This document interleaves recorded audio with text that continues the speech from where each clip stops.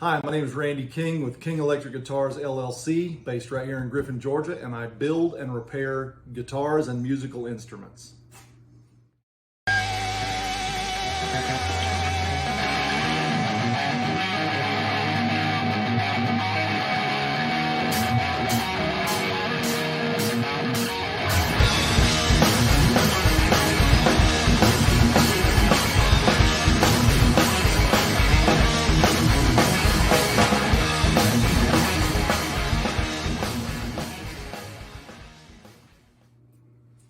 In my career as a guitar builder, I create custom, handmade guitars that sell for thousands of dollars using raw wood, ordinary tools, and my hands. I go from this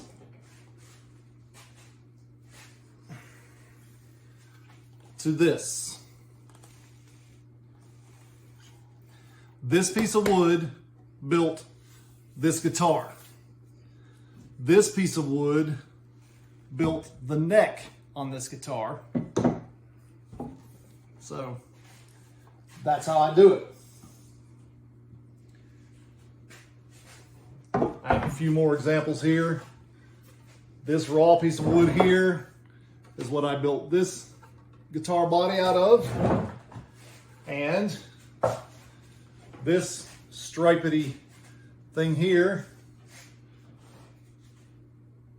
guitar neck for an upcoming build that I'm doing, was built from these 3 or 4 different pieces of wood that I have right here.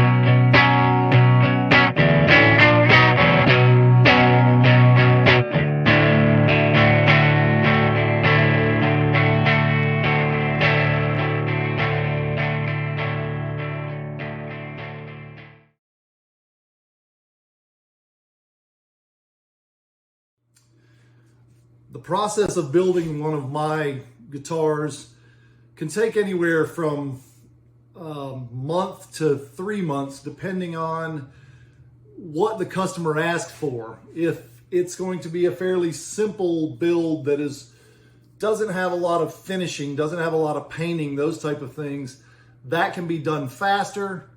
I tend to work on 2 to 3 guitars at a time. Here's some of the ones that I have in process now. This guitar has a fabric top, which takes a little bit longer to finish. There's another guitar right here behind you that has another fabric top, and there's one back there that's hanging that's going to have a regular paint job, solid color. If they being the customer, wants just a simple stain and oil, I can do a guitar faster. The finishing process takes a long time. You have to wait for chemicals to dry, that sort of thing. I can build anywhere between 1 to 2 a month right now.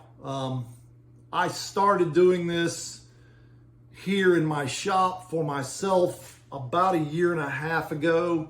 So I'm fairly new to this as far as actually running my own shop. I've worked for other people before, and that's how I learned some of the things that I know now.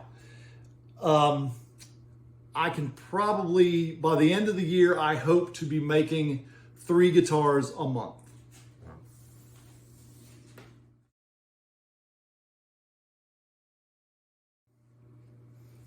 I have people ask a lot what exactly got me into trying to build my own guitar and then going into business building guitars for other people.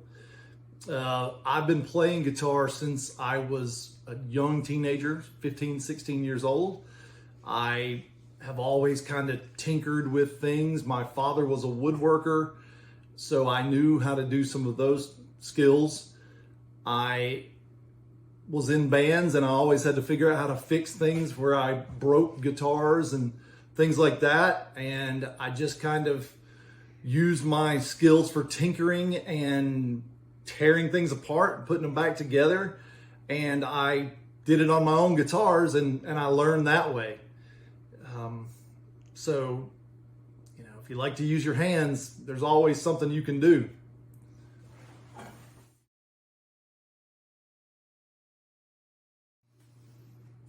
When asked what's my favorite part of building a guitar for either myself or for a customer, I can't really name one favorite part. There's usually three for me.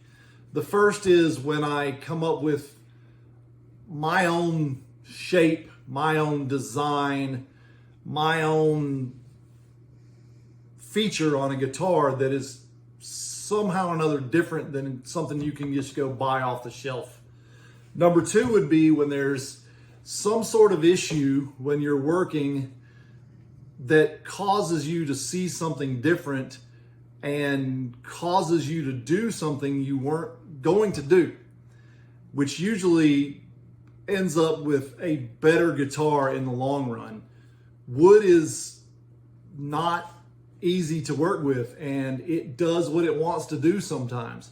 So sometimes if I wanted to do a nice curve and it decides that it's not going to do that, then I have to figure out how can I fix that and make it look like it wasn't a mistake.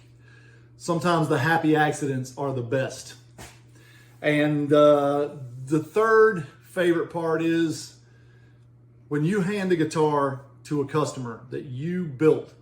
Remember, I said I started with this and I end with a finished guitar, and you see the look on the customer's face. And when they play it and they grin and they can't stop playing it, that's worth all the hard work, all the blood, anything that may happen, all the problems and the issues. That's one of the greatest feelings in the world.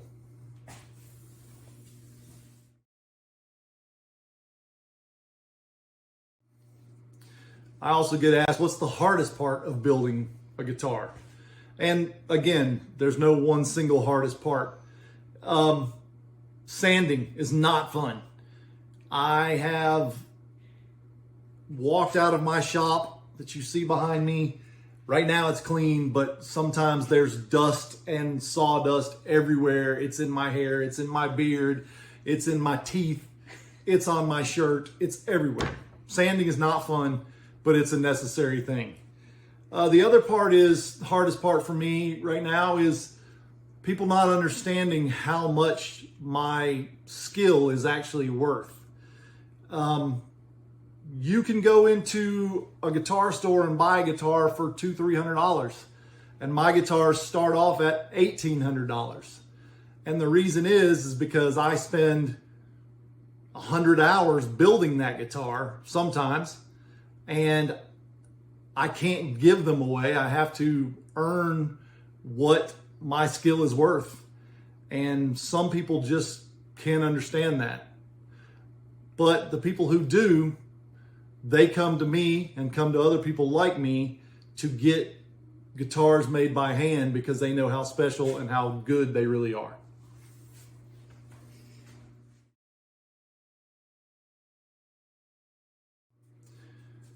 I get asked a lot, how did I get started and how can I get started? How can anybody get started in doing this?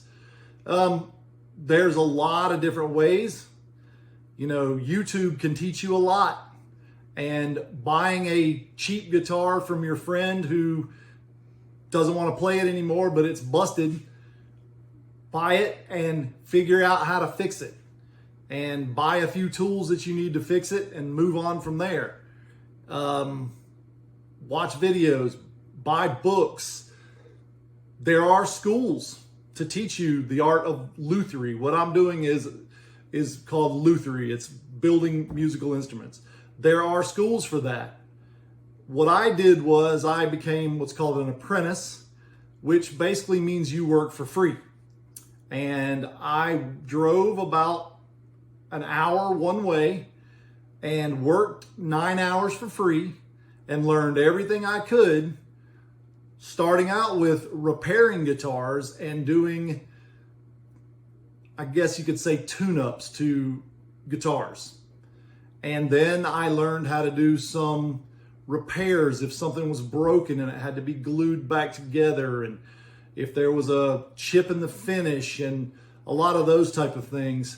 So as an apprentice, I got a lot of those type jobs, and that taught me more than 6 years of school would have taught me all day long. So it's, if you want to get into it, figure out a way to get your hands on a guitar and do something. Start slow, start small.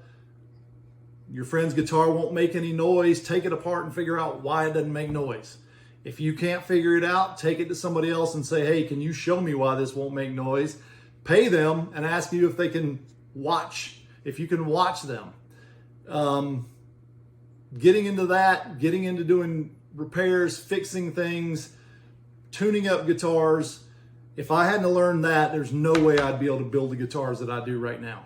So if you want to get started in something like this, and this is something you think you'd like to do, your best bet is to find a guitar, start working. Find somebody who knows how to repair guitars, knows how to fix things. Start figuring out some things. If you can't, I can find you a broke guitar to fix all day long. So that's the best way.